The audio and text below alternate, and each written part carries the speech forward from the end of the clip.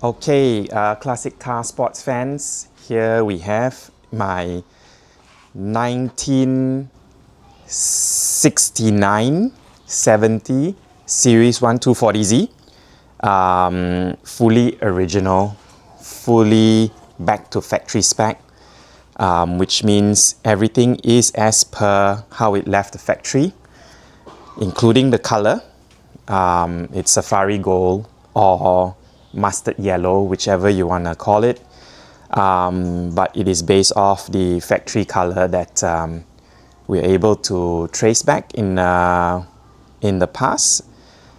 And this boils down all the way down to engine configuration, suspension, drivetrain, etc., etc. So a lot of people have been asking me on the L series engines in Malaysia whether they should go with triple Webers, 40s, 45s, or Solex, Mikuni, Dolorotos. Whatever it is, from my point of view, in terms of drivability and tunability, the original twin SU carburetors are the best. The most user-friendly, the easiest to tune, and the easiest to run about as a daily driver. Yes, these cars can be daily drivers. There is nothing wrong with using them daily. They will keep up with the traffic, and they are powerful, they are fast, they are smooth and reliable. This car will start in one crank, no issues. And I swear by these carburetors. They are so reliable. We have tuned it just one time and they work forever. So these are the twin carburetor that come in the Series 1s. In Series 2s, they came with Hitachi twin carburetors. You can see the difference with a more square body here. The Solex are rounded on the shoulders. Hitachis are square, and the Solex carburetors are the ones that made the most power. However, because of emission laws in the US, they had to change it in the Series 2 to Hitachis, which produce less power than these. They were the same in every way, just that the Hitachis were less powerful on the engine versus the SU carburetors. So these are my favorite. The second favorite is triple Webers or triple Mikunis, Solexes, which you can see on that car. Come. So my second favorites are these. These are actually triple Mikunis, Solexes on this L28 stroke to 3.1 liters. So this carburetor setup works very well with this engine because it's a 3 liter, 3.1, 3 liter, whatever. And it's a little bit more finicky than the SU carburetors found on the L24 and the 240Z. So it doesn't run as like clockwork versus the SU carburetors. We can tune it to a way where it almost gets to the drivability and the smoothness as the SUs, but regardless, it always lacks that little bit of usability versus the SU carburetors.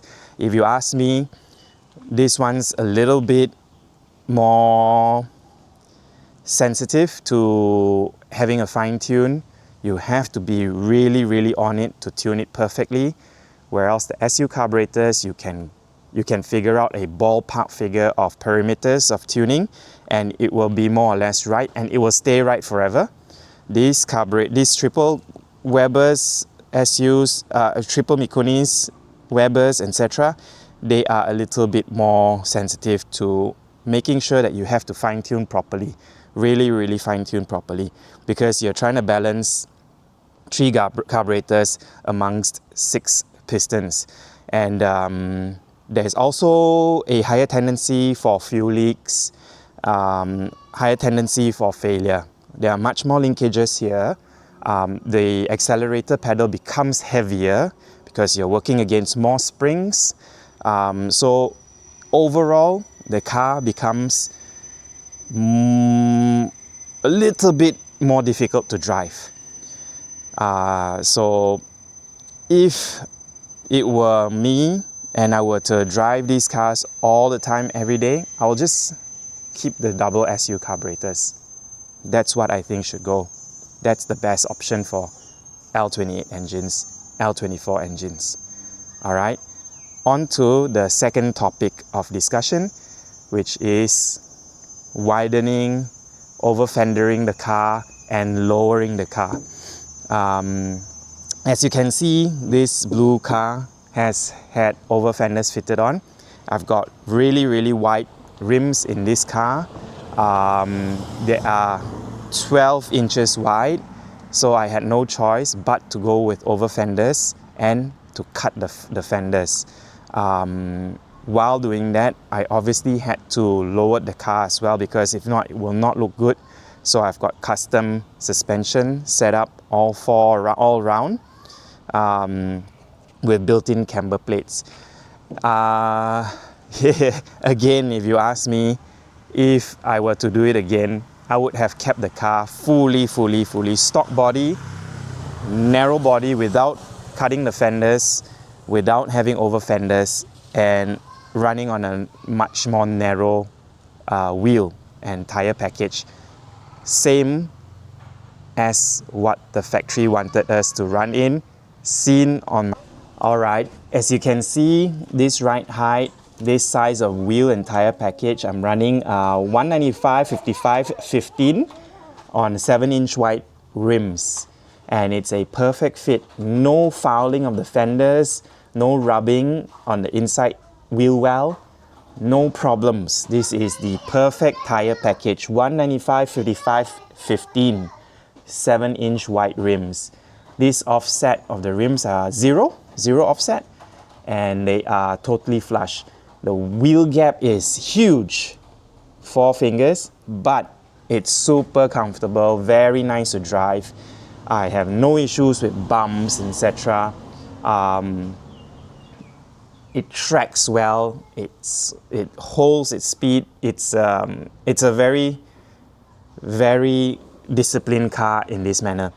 Now, one thing a lot of people don't know, 240Zs have a very low belly. So although it looks high with a big wheel gap, the frame rails are actually very low to the ground, being a sports car. That's why every 240Z that you sit in, you get into a very sporty driving position.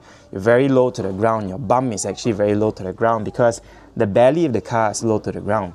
So in this ride height, with 2 people in the car, there is a tendency of rubbing against very hard, sharp speed bumps. So what more to say if your car is lowered like the 280Z I have? See, the stance on this 280Z is perfect. You've got very little wheel gap with the over fenders in place. 12-inch. Can you continue? 12-inch wide rims with -22 offset, and I'm running, I don't even know what size tires this is. I think 225. 225/50/15, and it's already fouling the fenders here. I've got to push the caster back. That's one thing.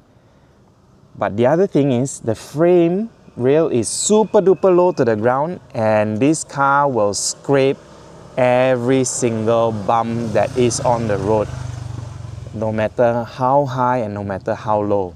So it is a hassle to drive. It makes me not want to drive the car so much. Although it's so nice to drive, just because of the ride height, I feel like I'm going to be abusing the car every time I go through speed bumps, which makes me not want to drive the car. Unfortunately, I love cars so much, and I love the way certain things look, but some things are just not practical to have, like having such a low setup in the suspension. So I'm going to raise the front up a little bit, hopefully get some clearance, and try to corner away the car.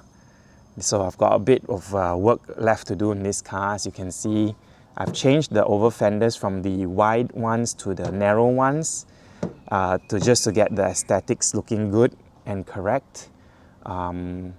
So going back to the question, would I lower the car? Would I put over fenders? Would I mess up the naturally narrow body geometry of the car from factory? No, I will not. I think running the car in the stock standard factory narrow body setup is the best. And I spent so much money to actually repair these fenders and get it back to factory correct. But I also had to mess it up by cutting it and installing over fenders just so that I can fit this wheel package. So in the future me, note to self, don't do this anymore. Alright? Guys, thanks for watching. Hope you enjoyed and learned something from this. Carry on saving this old gold, all this old gold. And stay tuned in the next one. Like and subscribe. Bye.